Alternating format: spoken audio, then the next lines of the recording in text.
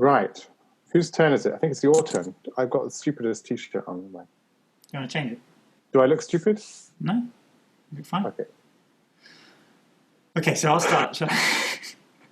You start. Wait. Wait. I was just starting. Gallery view. Okay, go. Hello, Simon. Hi, Edward. How are you? I'm fine, thanks. How are you? I'm also fine. Good. Okay. Hello, everybody, and welcome to the, I don't know how manyth edition of Digital Leader Salon. And Simon, we've decided today to talk about some songs from a song cycle that probably everybody is familiar with, namely Dichterliebe by Schumann. And we decided we're going to talk about certain songs from the cycle in depth over 3 episodes of Digital Leader Salon. So we won't cover the whole cycle, but we'll take 3 chunks out of it and go really in depth about the songs. And of course we'll put them into context, but we really want to talk about some elements of the songs that might go unnoticed if one just sits back and enjoys the cycle as a whole. So, Simon, why don't you kick off by telling us a bit about the context that Schumann wrote this cycle in? Yes, so, well, as you know, or maybe don't know, but you will know in a minute once I've told you, that Schumann wrote the Dichterliebe, opus 48, in his big year of song in 1840, which coincided with just after him being able to marry his beloved Clara Schumann after a couple of years of very, very tense legal battles with her father, Mr. Wieck, who was against the union between his daughter and this rather wayward, bonkers composer. But they were able to get married, and Schumann wrote hundreds of songs. We've covered this actually in a previous episode, and you said brilliantly, Edward, that of course not all of these songs are wishy-washy love songs, as one might expect. Some of them are real premonitions of terrible times, of illness, depression, heartbreak. So we wouldn't want to presume that just because he'd finally been able to marry his beloved, that suddenly he's writing love songs about how lovely the moon is and how the birds remind me of your lovely voice and etc., I'm going to vomit kind of songs. But here comes the Dichterliebe, which is of course based on Heinrich Heine's Lyrisches Intermezzo. Heinrich Heine, the poet, wrote actually 66 poems. I'm reliably informed by Wikipedia. In this Lyrisches Intermezzo, Schumann chose 20 of these, and 16 of which ended up in the famous song cycle of Dichterliebe.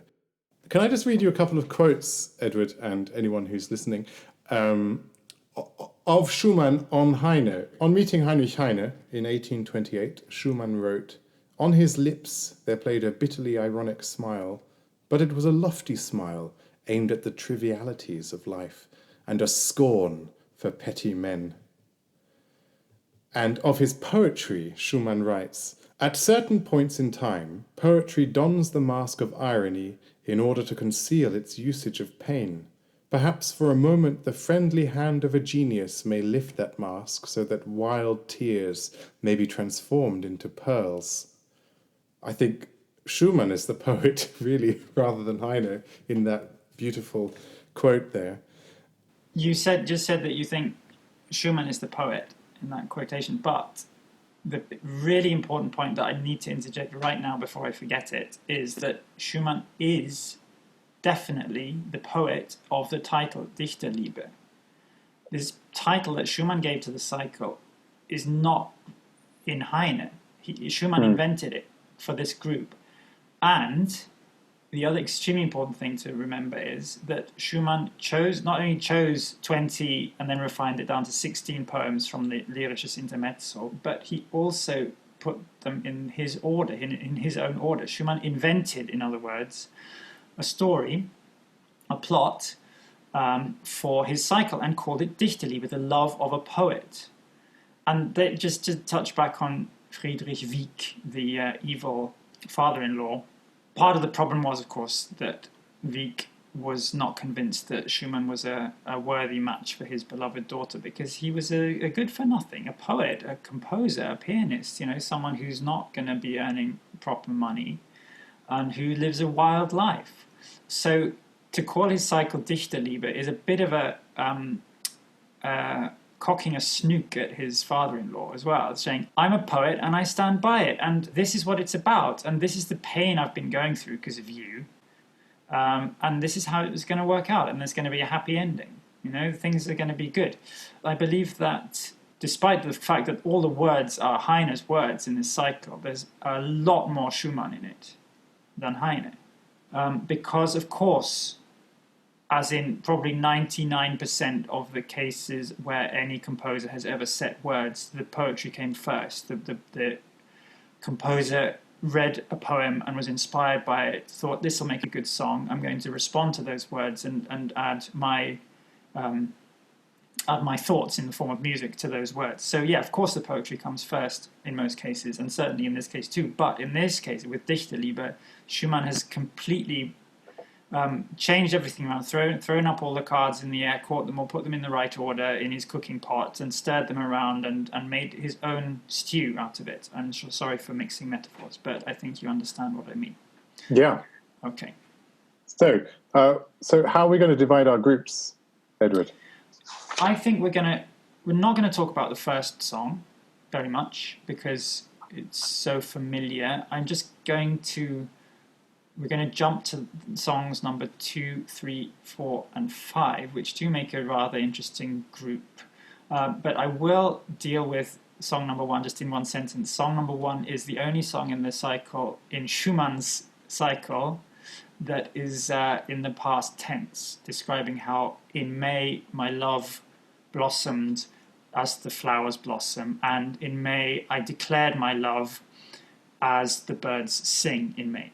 And then, as most people surely know, the song ends on an open ending. The song doesn't actually end, but is the musical equivalent of a colon. That is not a medical colon, a grammatical colon. I just knew, Simon, that you were going to say that. I knew it. The moment I said "k" of colon, I thought, this is a bad idea. Okay, so drag us down. If you can imagine Schumann saying, this is how I'm going to start my cycle, with a prologue saying, this is how the story began. And now we turn the page, just as the performers turn the page after the first song, after this open dominant 7th chord in the key of F sharp minor in the original, we turn the page, and then the story starts. So we're going to start talking about the first 4 songs of the story proper. So we discard the prologue, dealt with that.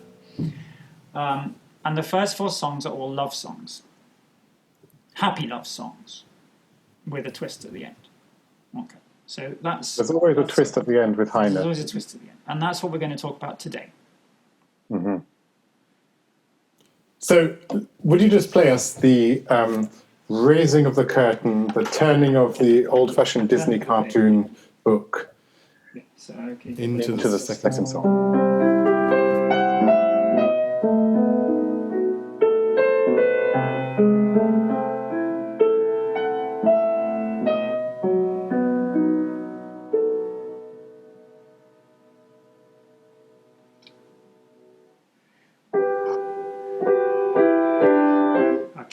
So you get the idea. It seamlessly moves through to the let's call it song 1 proper.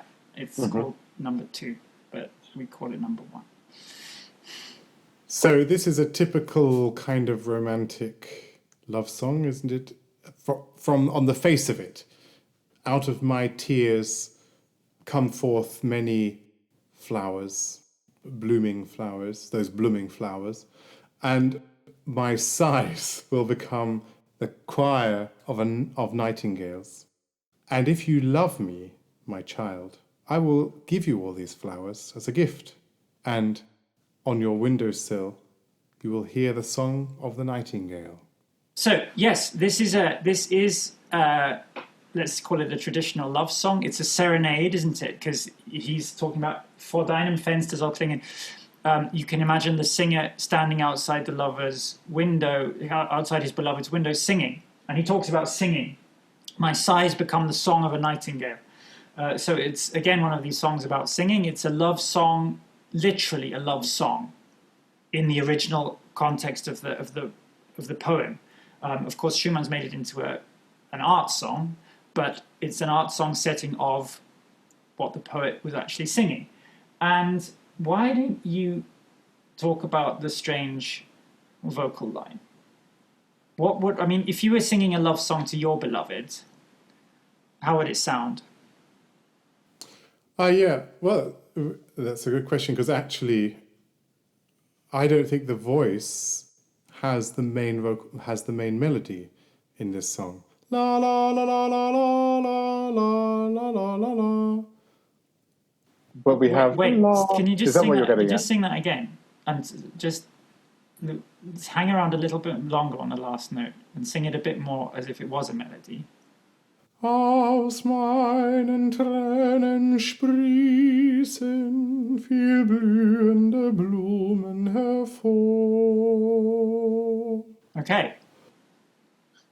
Wow, you've cadenced. Your last note of the song is the wrong note. You The might wrong say. note, yeah. We don't know it's the dominant. Schumann makes it into the dominant, but I think Schumann has imagined a kind of a troubadour song from the Middle Ages in some weird mode that I don't know the names of. Wait a minute, is it the Phrygian mode where the second degree of the scale is flat? That's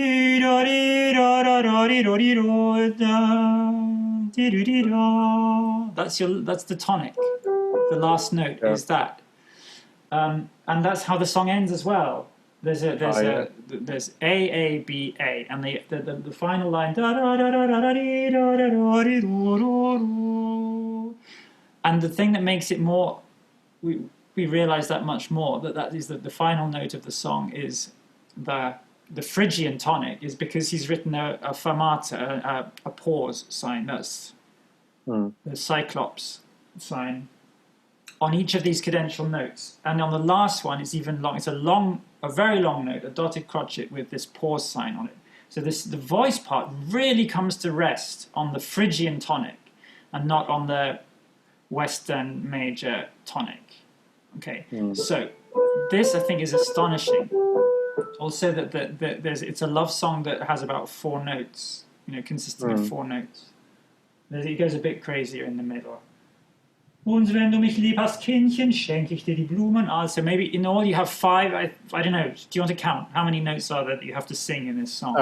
We have 1, 2, 3, 4, 5, 6. It's almost actually the notes that you would have on some kind of small little harp or something, that he would have had carrying around this troubadour with him. Yes. Yes, so we have this modal melody in a very, very small range of notes for the singer. And as Simon just mentioned, you can sort of hear the strumming of a harp, very simple, lovely, simple and soft harp-like accompaniment for this serenade. It really sort of strummy, little simple chords underneath it.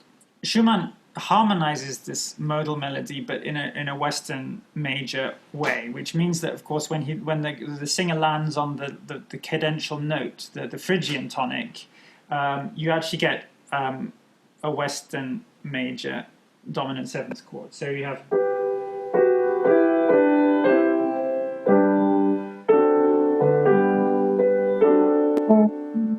And then there's a long pause, and then we go. So Schumann has to kind of turn the corner and say, we're in the present day Germany 1840 and not in, 1340. So yes. We are talking about piano and voice, we are talking about art song, and we are talking about me, Robert, and my beloved Clara. So he kind of, it's really beautiful how you get the sense of this is a universal story, a story of any poet, any singer throughout the ages, but having been made into a modern, completely relevant, modern, present-day story involving Dichter Robert Schumann. Yes, the range of the piano is also extremely small in this song. It's just completely compact and simple. And I think just the most important thing to notice about the song is the way it settles on the dominant, although on the Phrygian tonic, but in Schumann's harmonization on the dominant. And yeah, I don't know if there are any piano nerds out there listening, but if there are, hi. I'm in your club too. And this is a really typical Schumann thing where he interlocks the hands.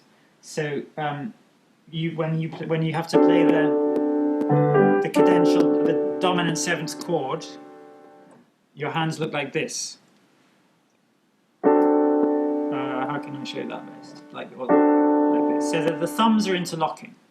So the bass note is actually here in the left hand, but the lowest note is in the right hand. So you have this effect.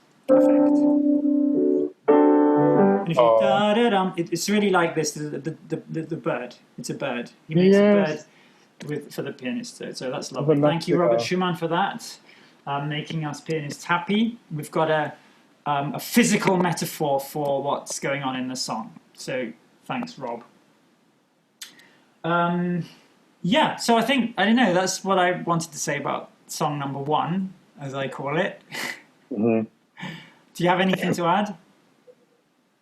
I think it would be lovely just to touch on this beautiful falling melody.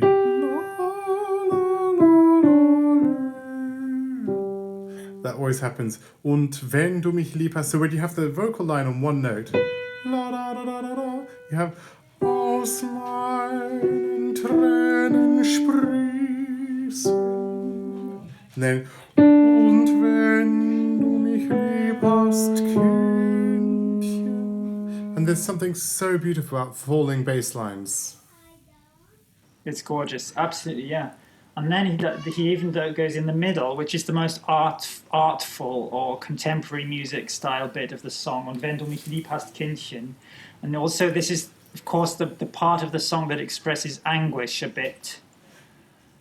If you love me, dear child, then I will give you a present of all my flowers. If you love me. So we don't know. It's a serenade. It's a wooing song, isn't it? It's a love song in the sense of I am expressing my love to you, but we don't know what the girl thinks. So it gets a bit anguished. And also that... So we have this double falling melody, the gorgeous melody of the beginning turned into a little bit of a pained feeling.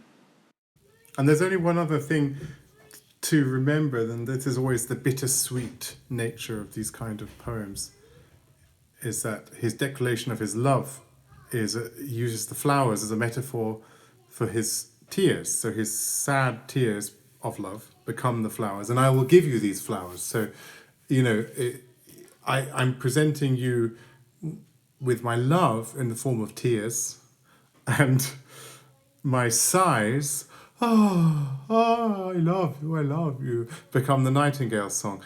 Yeah, so that's a song, the first song of the story, as it were. Yes, so exactly. There is pain within the love. One expresses love, which emerges out of a painful feeling. But not in the next song. Number 3 in the cycle, let's call it number 3 from now on, and I won't confuse everyone with what I call numbers, so I call it number 2.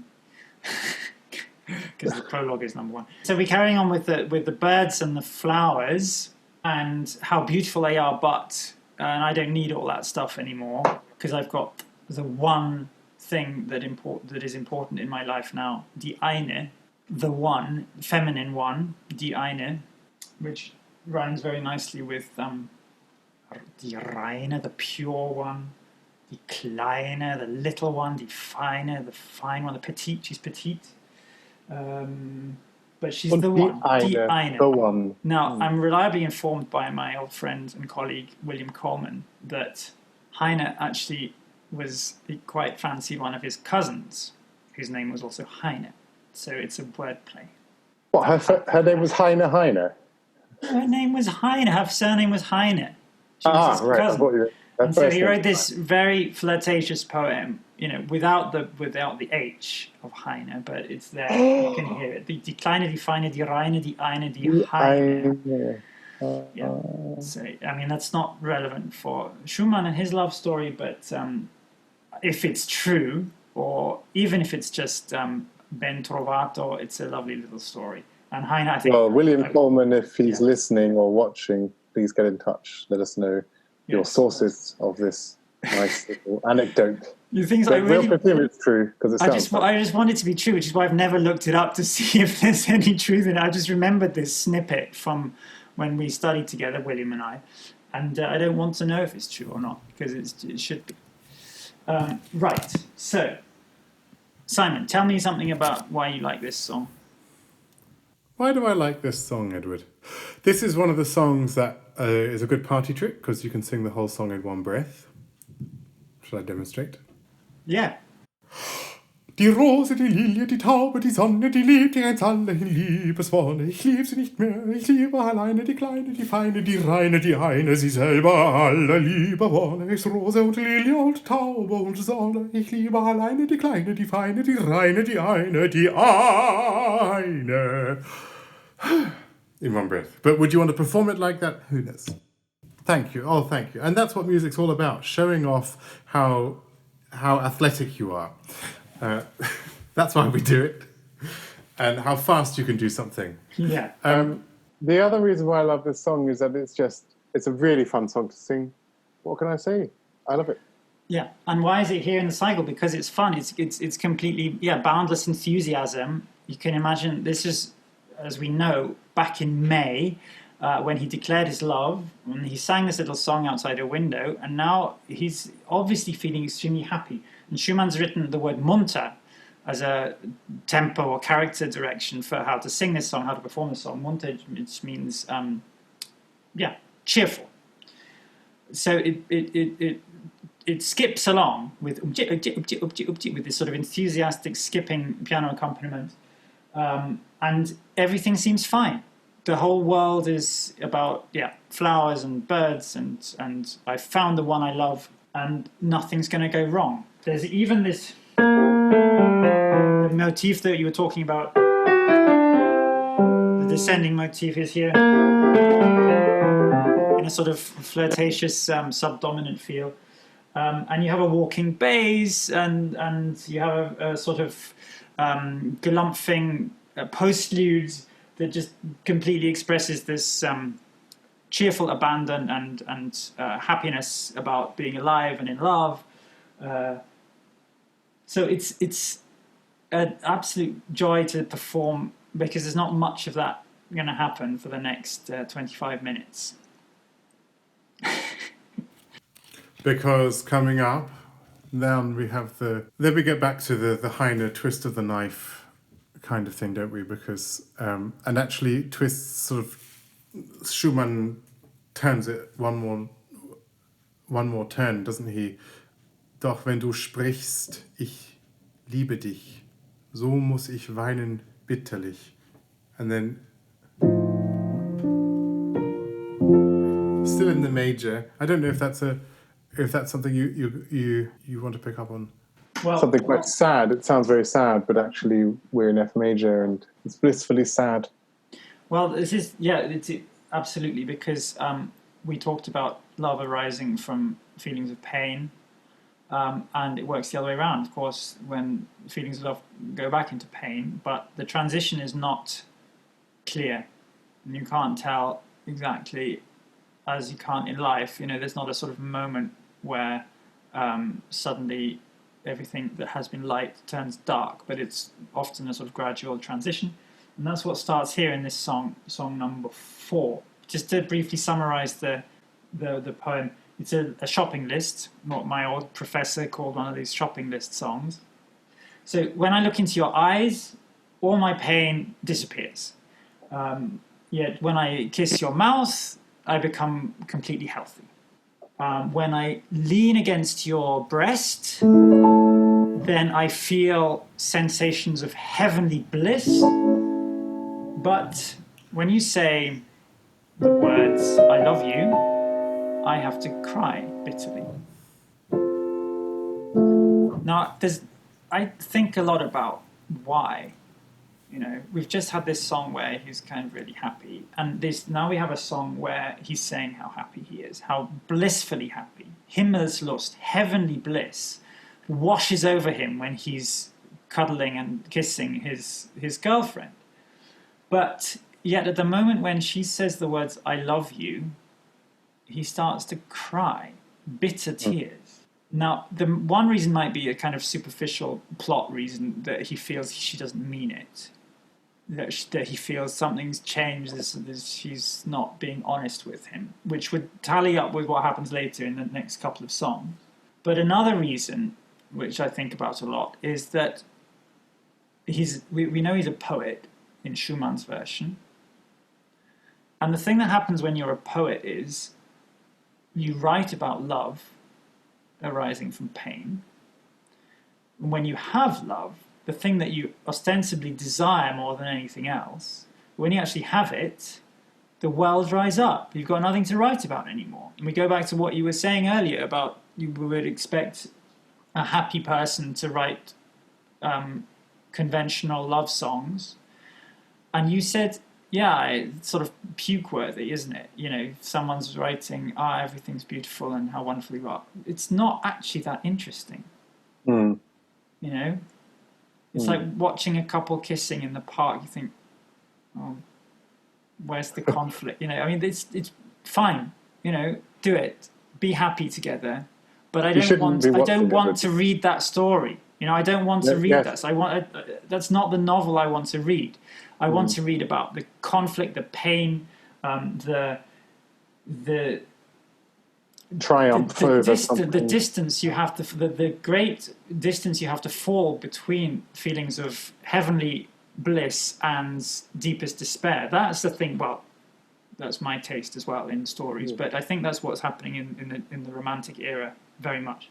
So I wonder if that's also a reason why our poet has to cry. When she says, I love you, the words everyone wants to hear, he knows that this story has come to an end, that this happy chapter of the story is over. And that's painted by these falling diminished sevenths, sort of, which even for our ears, but certainly in Schumann's time, a diminished seventh was very powerful. Would you agree? Yeah, absolutely, yeah. So we've got this sort of...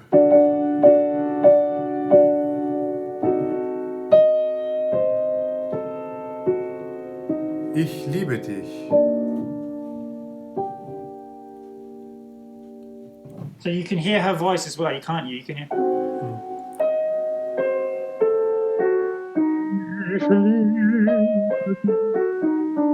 And that's Schumann's written. He's notated that as a separate voice from all the blissful, warm, chorale-like string or wind group passages that you have. It's a completely new element in the song. I'm just going to show that to our viewers.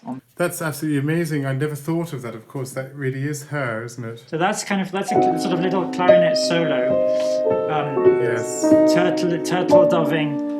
Oh, that's her saying, I love you. But we're not quite sure if she means it, or we're not quite sure if that's actually what he wants to hear, because he's a poet. And that's the reason I believe he cries bitterly. Oh, he sounds really, really hard work. It reminds me a bit of Werther, you know. Do you know what I mean? This guy, come on, just cheer up. He's so miserable. Yeah, but that's the thing. I mean, it's blissful. Yes, but that's not what we want as listeners. We're partaking of a passionate story full of conflict, full of despair, and flying to the heights and diving down to the depths. That's what we want. We don't want two people saying for 25 minutes how happy we are together. Boring. So let's move on to the next, the last song we're going to talk about in this little group, which is the final, I would say the final in this group of love songs, of more or less conventional love songs. But of course, as we could hear at the end of song number 4, muss ich weinen bitterlich, I have to weep bitter tears. So things have started going wrong. About time too, because we've already had, over a quarter of the cycle, so it's about time that things took a bit of a dip. There's some drama in there. And so this song is suffused with the past. It's written in the present. I wish to dip my soul into the chalice of the lily, and the lily should sound and whisper a song that my beloved has sung. And that song must shiver and shake in the air like the kiss from her mouth that once she gave me in a beautiful hour, in a beautiful moment we had together. So there's past and there's present. I want to go back there. I want to kiss her again, but it's not going to happen anymore. And the music it's all very sort of sick sounding. There's none of this major stuff anymore. It's not even a very clear minor key, but it starts on a sort of weird chord in the middle of the phrase. And this all sounds rather, I wouldn't even say pained, but I would say kind of autumnal and full of bad air. Malaria, there's malaria, and it's sort of he's been infected by the poison. The love is going all bad. It's kind of there's a sort of cancerous growth in there, or mold. Things are going moldy, like a branch of a tree that's fallen off, and is sort of, or an apple core that you've thrown away. I hate that. The music's very brown, dark greens and browns. Yes, in the postlude of the piano. Again, at the end, you hear which is relating to the second song, where you have this falling notes. But then, could you just play it, because you've got this kind of staggering, juddering, coming to a juddering halt at the end. You can hear the sobbing. We're not sighing anymore; we're sobbing. And, I mean, she only kissed him once. Come on. Get over it. I don't think that's true. I think they did a lot of kissing. They must have done a lot of kissing. But he's reminded of the kisses that she gave him and that once upon a time. Einst, once, back in May. So, you get these sort of very ill-sounding versions of the falling love motif that you were talking about earlier.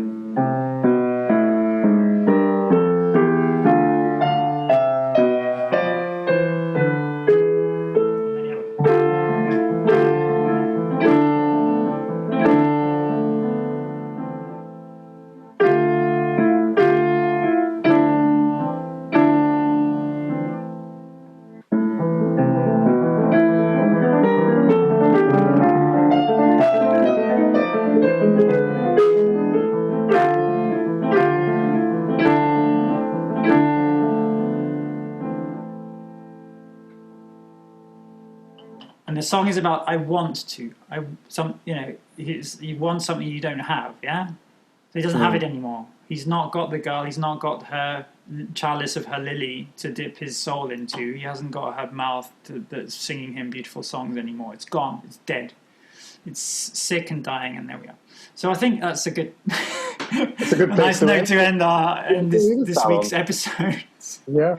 But there's one thing I want to point out that maybe some listeners with good ears have picked up on, that as we said at the beginning, Schumann composed this cycle to his own plot. He chose the poems, put them in his order to make his story, to tell his story, and part of that, an essential part of that, is his key scheme. So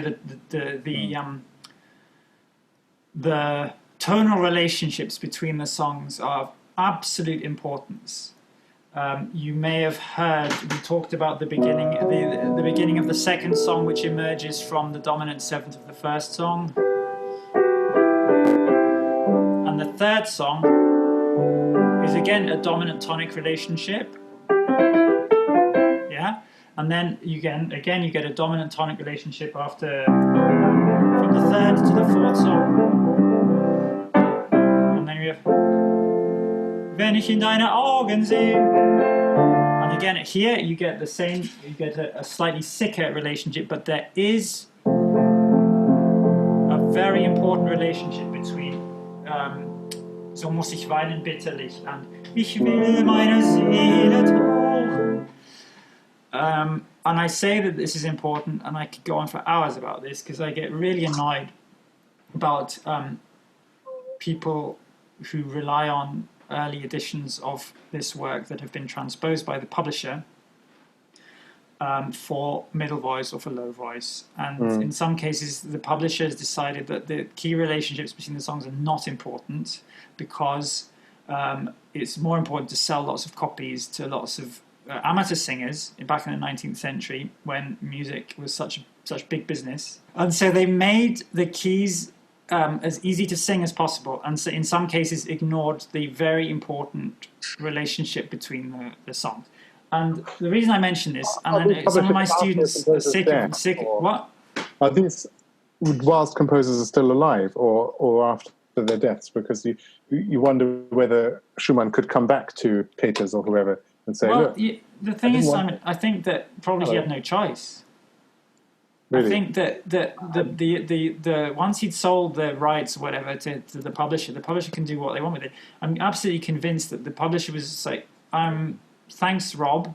We're going to publish it in the original key that you've given us, but we're also going to publish a version for middle voice, and you don't have any rights as to tell us what to do. So you get these published versions with a bit of a mixture of keys. And Dichterliebe is a case in point where I think in the published version for middle voice there are 2 places where or even 3 where there's a false relationship between the songs. And my students are probably sick and tired of me because I go on about this a lot when they come with their middle voice transpositions in the Peters edition. And I say, look, you've got to, with a cycle like this, it's so important to have the true key relationships. And, of course, Simon, on our recording that we made back last year, at the beginning of last year, we have transposed the whole cycle down a whole tone, preserving the relationships that Schumann intended. And I think it's just tremendously important because it is telling a story, the stations of a love story, and it's really important that what happens between the songs, that it's not a kind of one song is finished, double bar, thank you very much, and now we have the next one, but you feel the connection between what's happened and what is now happening and what is going to happen. I can't wait to talk to you about Winterreise with this in mind. Yeah, well, we did Winterreise, also preserving the original relationships, with one exception, I think. Yeah, it really makes a difference. So, and if there are any baritones out there wanting to learn Dichterliebe or have it in their repertoire, and just think about that and think about how important it is to keep those tonal relationships. It makes a difference. End of sermon. That's what I want to say. Yeah, end of.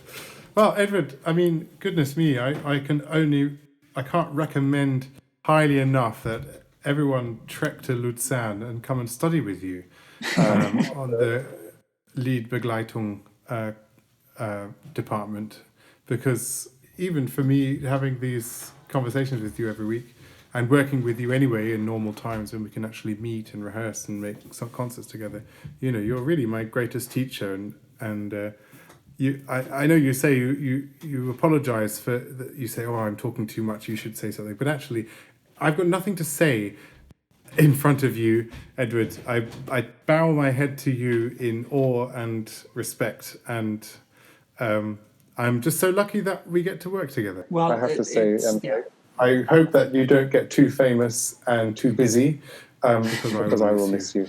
No chance. Likewise, Simon, it's a great pleasure to work with you and play these beautiful songs with you and record them. So, do you want to do your Schlussspiel? Yeah, so Dichterliebe is available on Resonance Classics. We recorded it in 2019, and with our excellent producer Adam Binks, who I would like to mention, because actually the process of, we should talk about in another episode the process of recording and what it's like actually recording this stuff. But it very much is a trio. It's not just Edward and I singing and sort of bossing our producer around. It's almost the other way around. And actually it's, you know, having someone like Adam or other producers we've had, Adrian Farmer for Nimbus, and it very much is a team effort, and we rely heavily on the ears and judgment of the producer. Well, actually, I've said it all now, so we don't need to dedicate a whole episode to talking about recording.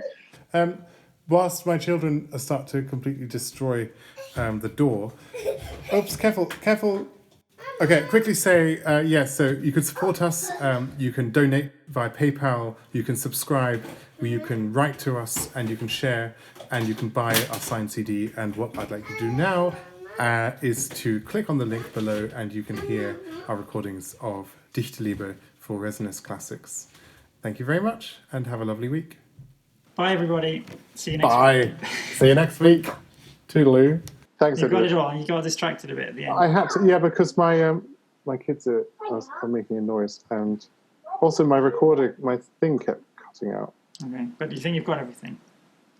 Yeah, but it's going to be a pain to edit now. Okay. I've got to go shopping before it shuts in a quarter of an hour, so Okay, goodbye. Bye. Thanks, Simon. That was cool.